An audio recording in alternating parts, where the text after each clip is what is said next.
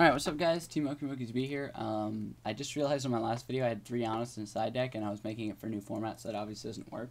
So I'm probably going to delete the other videos. If you're watching this, it's probably not up. So I'm going to do another update on my Eatos deck. Now I have changed a lot of stuff, so if you have seen the other one, it's different, especially the side deck, so wait till the side deck. It's not just one Honest change.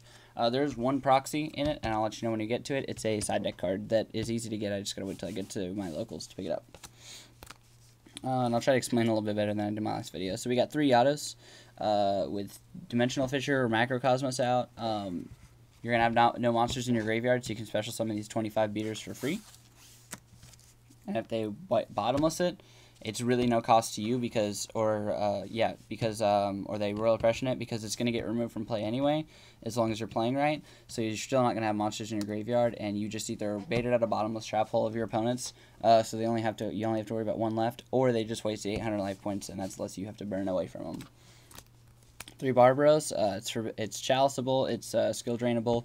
Also, it's a normal sun will beat stick for 1900, and this deck runs a lot of 1900 beat sticks, so it works. We have 3 Crusader. I run him over Evocator just for the simple fact that he has higher defense. That's pretty much it. Evocator is searchable by Rota, but because I only run 1 Rota, and I usually draw into my Evocators before I hit my Rota, I might as well just run these. Plus, these are honestable, and a lot of people say, oh, bluff honest. Be like, everyone's seen Dimensional Fisher decks, like Dimensional Eatos and whatnot, are not going to worry about bluffing honest, so I don't really take that into consideration. 1 Stratos to search your 3 Alias. Once again, he is honestable at a 19 beat stick. I do run 1 Evocator, though. I noticed at Jump, especially, a lot of my Gemini Sparks would be dead.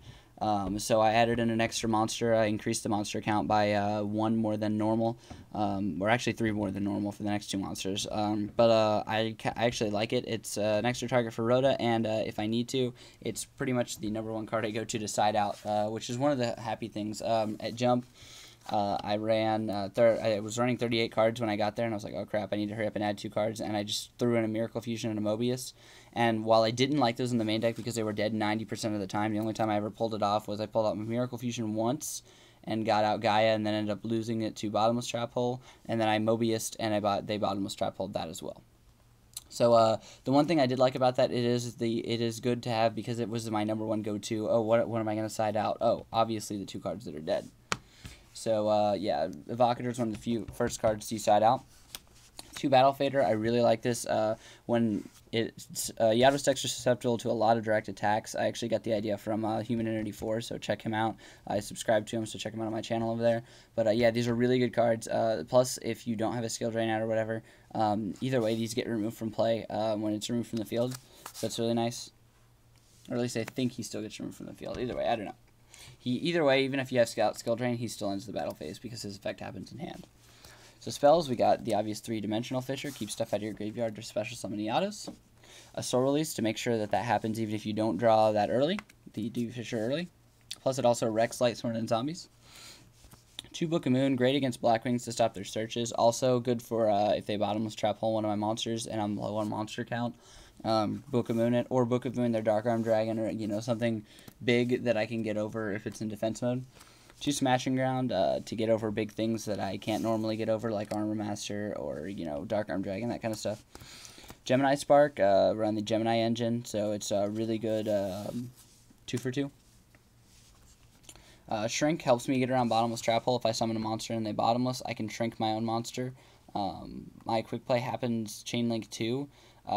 So I can cut my monster in half, then bottomless happens, and because my monster's not 1500 or less anymore, their bottomless is just wasted. So it helps me keep my monsters out, or helps me get over, like, Judgment Dragons or anything big. Forbidden Chalice helps me get over Armor Master if I want to go hit it with Barbaros. Helps get my Barbaros up to 3400 attack. Helps me get over stupid freaking Honest that people set in defense mode when all I have out is a Neos Alias and I'm low on monsters. MST to get rid of like Whirlwinds and stuff like that. Rhoda to search my Stratos is the main important thing that's used for. Dark Bribe to protect my back rows. Macro, just in case it gives me an extra. I wish I could run 4 D-Fisher, but yeah, it just gives me an extra D-Fisher pretty much. 2 Skill Drain. I ran 2 before the list said I could run 2 anyway, so yeah, it's really good at 2. I think 3 was overkill. 1 Bottomless to help stop the monsters that, like Synchro Cat, remove from play. Both the air bombs are going to summon with it, because that's what I lost to, and I was like, man, I wish I ran Bottomless.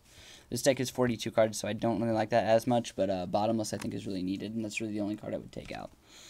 So Dimensional Prison to get around Stardust, Mirror Force just as mass removal, although you got to use this and the next card, Torrential Tribute, very carefully. Make sure you have a Dark Bribe or the next card, Solemn, out when you use these two, because these two are going to be really risky plays with Starlight Road just around the corner.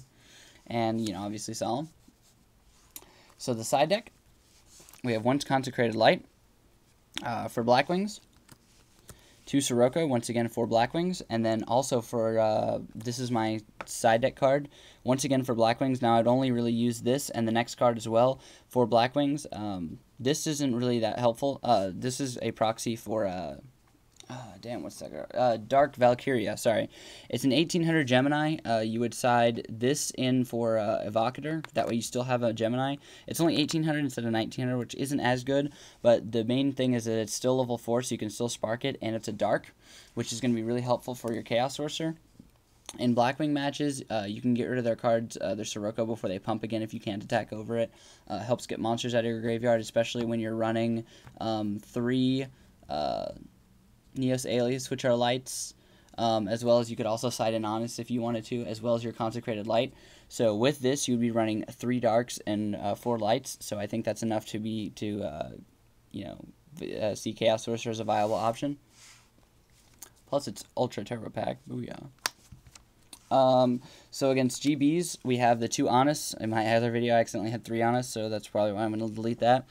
But, yeah, Honest, just, you're going to want to side out your D-Fissures anyway, or at least a Macro and a D-Fissure for these, because Gladiator Beast, the only thing they really need that revolves in Graveyard is Darius, and they could just side him out really easily.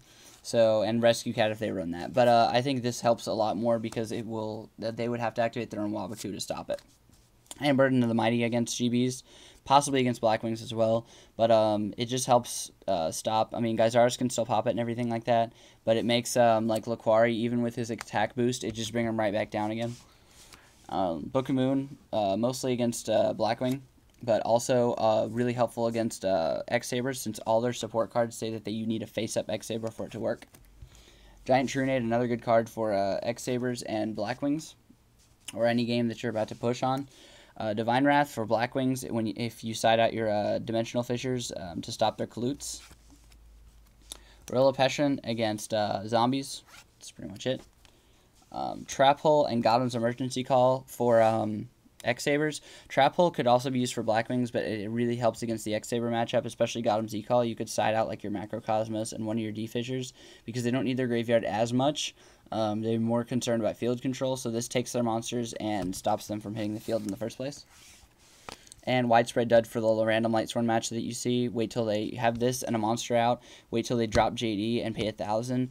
Activate Chain Widespread Dud to JD. Target your monster and their JD. Now they just paid 1,000 to nuke the field, including their JD.